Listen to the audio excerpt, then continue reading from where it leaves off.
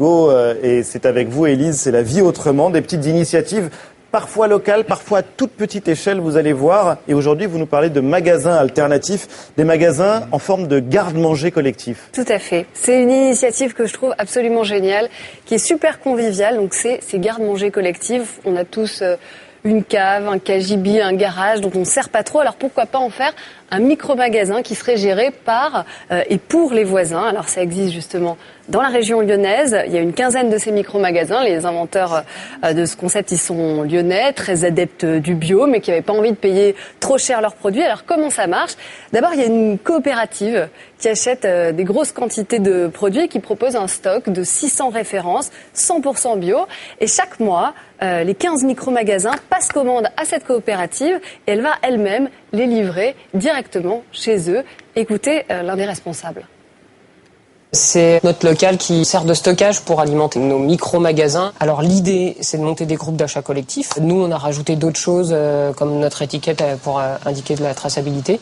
Et donc l'idée, c'était clairement de créer des groupes pour pouvoir acheter en commun, donc avoir une réduction des prix sur de l'alimentation saine.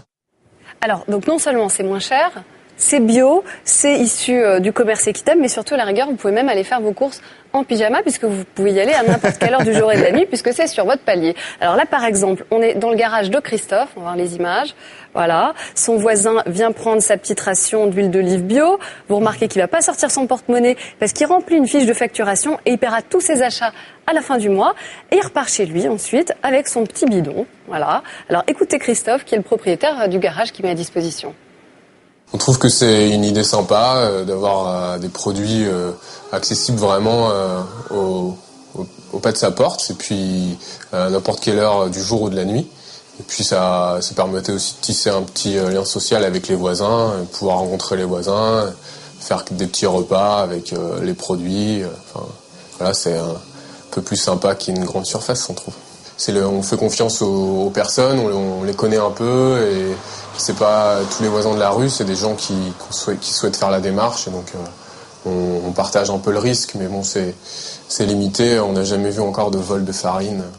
Voilà, là effectivement tout le monde se fait confiance, c'est le principe même de l'autogestion parce que les 20 voisins qui partagent ce garde-manger-là, ils ont tous la clé, donc ils peuvent y aller en libre accès. Et ce que je trouve super intéressant, c'est qu'ils disent tous que la gestion de ce magasin, finalement, elle leur prend pas plus de 10 minutes par semaine. C'est-à-dire c'est rien pour quelque chose qui améliore quand même grandement le quotidien. Mais il n'y a pas de produits frais en revanche. Il n'y a pas de produits frais. Il n'y a pas les concombres que vous avez apportés. C'est un peu compliqué au niveau de l'hygiène.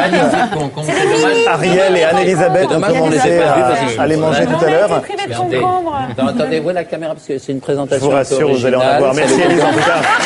C'est des petits concombres. C'est ce qu'on aura en tout cas pour déjeuner. Merci à tous les trois chaleureusement d'être venus témoigner sur le plateau de la nouvelle édition. On vous retrouve évidemment très bientôt ici même pour suivre ce qui s'est passé pour vous dans votre métier après les annonces du ministre Bruno Le Maire.